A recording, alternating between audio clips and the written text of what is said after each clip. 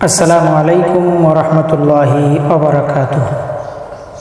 আজকে আমরা আলোচনা করব মক্কা নগরীর মর্যাদা নিয়ে। নবী করিম সাল্লাল্লাহু আলাইহি সাল্লাম কি বলেছেন? আমরা সকলে জানি মক্কা নগরী বিশ্বের প্রত্যেক মুমিন মুসলিমের কাছে পবিত্র স্থান হিসেবে পরিচিত। এই নগরীর এত সম্মান ও মর্যাদা এতে অবস্থিত বাইতুল্লাহ বা কাবার কারণে। প্রত্যেক মুমিনের হৃদয়ে মক্কায় গিয়ে আল্লাহর ঘর দেখার একান্ত ইচ্ছা রয়েছে।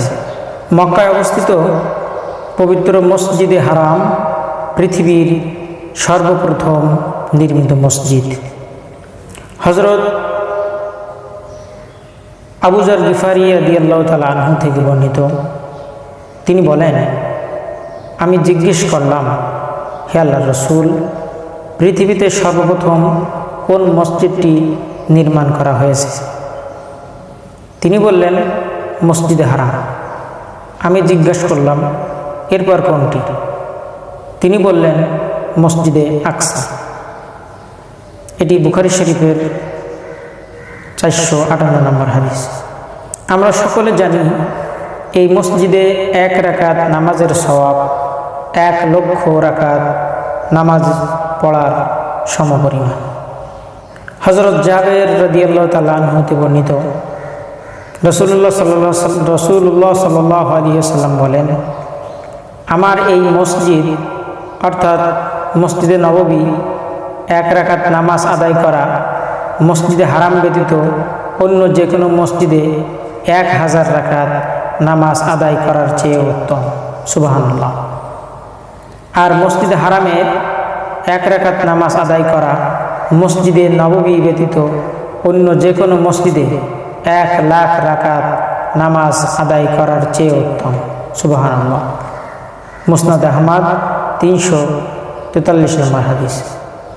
মক্কার প্রতি মানুষের অন্তরের বিশেষ আকর্ষণের আরেকটি কারণ, এই ভূমিতে আল্লাহর রাসূল সাল্লাল্লাহু আলাইহি ওয়াসাল্লাম জন্মগ্রহণ করেছেন।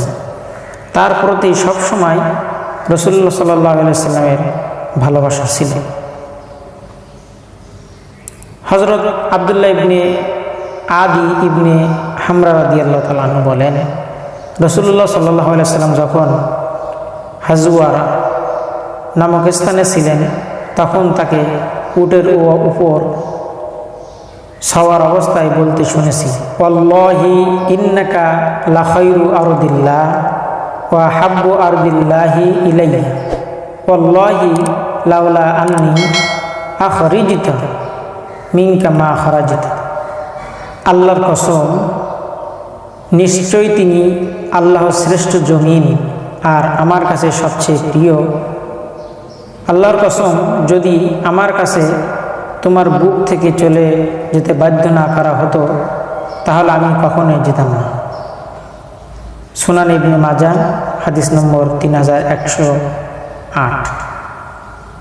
এই নগরীর মর্যাদা সম্পর্কে আব্দুল্লাহ ইবনে আব্বাস রাদিয়াল্লাহু তাআলা আনহু বলেন, মক্কা বিজয়ের দিন রাসূলুল্লাহ সাল্লাল্লাহু আলাইহি সাল্লাম এই ঘোষণা করেন, নিশ্চয়ই আসমান জমিন সৃষ্টির দিনই আল্লাহ এই জমিনকে সম্মানিত করেছেন, সুতরাং কিয়ামত পর্যন্ত তা সম্মানিত।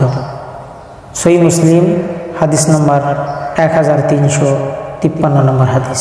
আমরা অত্যন্ত গুরুত্বপূর্ণ একটি কথা শুনলাম, যেটি নবী করিম সাল্লাল্লাহু আলাইহি সাল্লাম মক্কা নগরীর মর্যাদা নিয়ে আলোচনা করেছেন। এজন্য আমরা এই মক্কা নগরীকে সম্মান করব, ভালোবাসব, শ্রদ্ধা করব, যেমনি করে নবী করিম সাল্লাল্লাহু আলাইহি সাল্লাম আমাদেরকে শিখিয়েছেন। তাই আমরা যারা হজ করতে যাব, উমরা করতে যাব, আমরা এদিকে খেয়াল রাখব যেন আমাদের দ্বারা, আমাদের কথার দ্বারা, আমাদের কাজের দ্বারা এই মক্কা নগরী যেন অসম্মানিত না হয়, যেন আমরা তার যথাযথ সম্মান দিয়ে আমাদের ইবাদতকে যেন আল্লাহর কাছে পছন্দনীয় করতে পারি, এদিকে খেয়াল রাখবো ইনশাআল্লাহ। আল্লাহ তাআলা আমাদের সকলকে তৌফিক দান করুক, আমিন।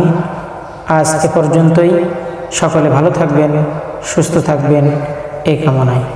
আসসালামু আলাইকুম ওয়া রাহমাতুল্লাহি ওয়া বারাকাতুহু।